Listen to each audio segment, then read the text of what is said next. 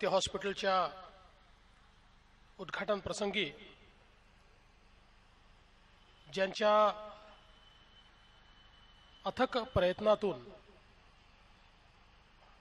आणि ज्यांच्यामुळे अनेक रुग्णांना आरोग्य लाभलं असे डॉक्टर अमरसिंग निकमजी या कार्यक्रमाकरता विशेषत्वाने उपस्थित असलेले उत्तर प्रदेशचे खासदार आणि ज्येष्ठ नेते आदरणीय महेंद्र पांडेजी, त्याचप्रमाणे लक्ष्मणभाऊ जगताप, आमदार गौतम चाबुकस्वार या कार्यक्रमाकरता मी यावं अशी ज्यांची इच्छा होती आणि ज्यांनी मला आग्रह केला ते माझे मित्र आमदार प्रसाद लाड, त्यांच्या पत्नी नीता वहिनी, मंचावर उपस्थित आदरणीय मदन बापनाजी, श्रावण हार्डीकर, त्याचप्रमाणे मनीष निकम, विजय निकम, सौ लीलावती निकम, सुधाताई निकम,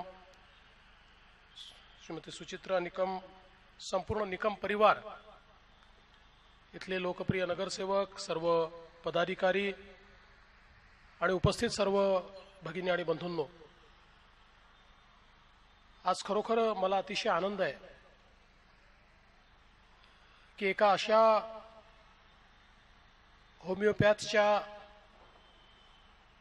दवाखान्याच्या उद्घाटनाची संधी मला मिळाली की ज्यांच्याबद्दल संपूर्ण भारतामध्ये एक मोठा असा परिवार आहे की जो हे सांगतो की डॉक्टर निकम यांच्याकडे आम्ही गेलो आणि आम्हाला निरामय अशा प्रकारचं आयुष्य मिळालं. म्हणजे बघा, एकीकडे या ठिकाणी प्रसाद लाड मला सांगत होते की याच्या उद्घाटनाला या.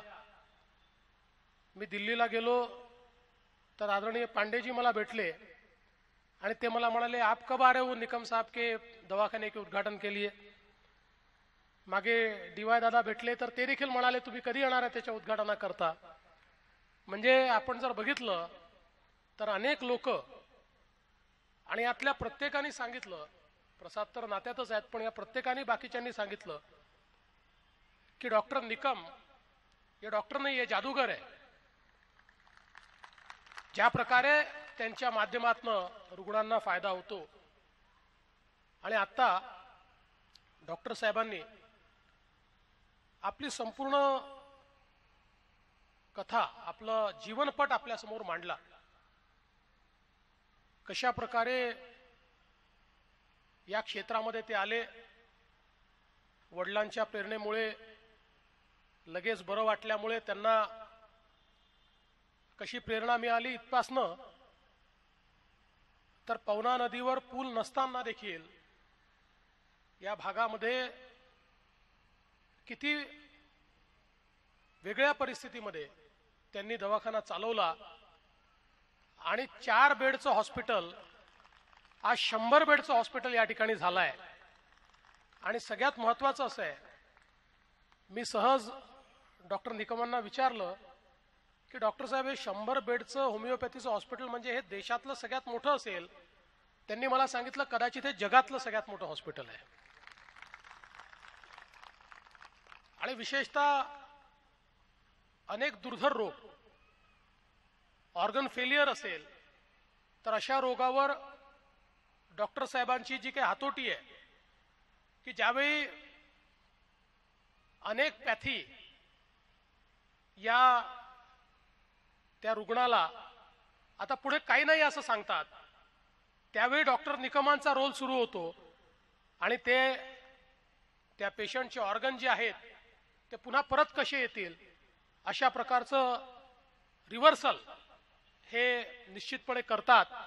आणि म्हणूनच अतिशय दुर्धर रोगांवर खऱ्या अर्थानं या ठिकाणी अनेक पेशंट्सला त्यांनी जीवनदान मिळवून दिलं. आणि आज त्यांच्या 2 पुस्तकांचं देखील आपण या ठिकाणी प्रकाशन केलं. होमिओपॅथ का व्हायचं आहे असं एक पुस्तक आहे. दुसरं पुस्तक हे कार्डिओव्हेस्क्युलर डिसीजेसवर होमिओपॅथी किती प्रभावी आहे या संदर्भातलं त्यांनी पुस्तक आपल्या समोर मांडलेलं आहे. आणि त्या माध्यमातून खऱ्या अर्थानं अल्टरनेट मेडिसिन ही किती महत्वाची आहे हे देखील आपल्याला त्या ठिकाणी पाहायला मिळतं. आज आपण बघितलं तर आयुर्वेद असेल, होमिओपॅथी असेल किंवा ॲलोपॅथी असेल, या तिन्ही किंवा अजून वेगवेगळ्या प्रकारे युनानी असेल, अशा वेगवेगळ्या विधांमध्ये अनेक लोक त्या ठिकाणी प्रॅक्टिस करतात. पण हे जे अल्टरनेट मेडिसिन्स आहेत, होमिओपॅथी असेल, आयुर्वेद असेल, सामान्य माणसाला ज्यावेळी अनेक वेळा अशी परिस्थिती येते की मॉडर्न सायन्सने हात टेकले आहेत, अशा वेळी ते लोक या डॉक्टरांकडे येतात आणि अतिशय दुर्धर अशा केसेस ज्यावेळेस हे डॉक्टर पूर्ण करतात, त्याचा पाठपुरावा करून त्यांना निरामय करतात, त्यातनं खरी या अल्टरनेट पॅथींची ताकद काय आहे ही देखील आपल्याला लक्षात येते.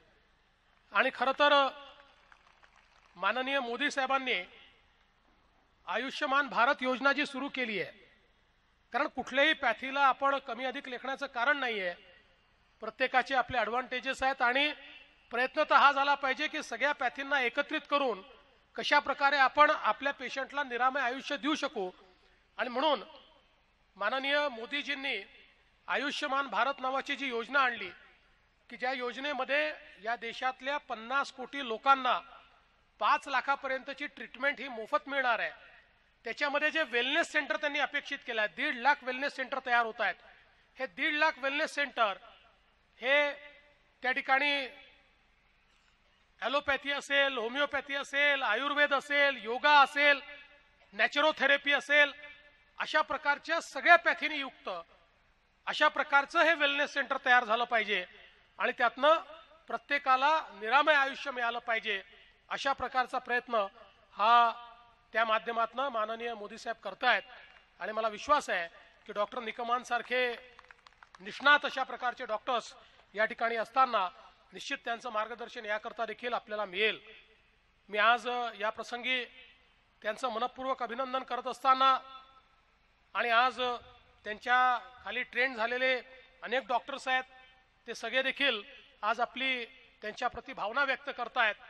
आणि मला असं वाटतं की आज आपण डॉक्टरांना ही शुभेच्छा देऊया की तुम्ही सगळ्यांना निरामय करता, त्यामुळे तुम्हाला 100 वर्ष निरामय आयुष्य या ठिकाणी लाभावं आणि तुमच्या माध्यमातून सामान्य जे पेशंट्स आहेत यांची सेवा होत आणि अतिशय दुर्धर असा रोगी तुमच्याकडे आला.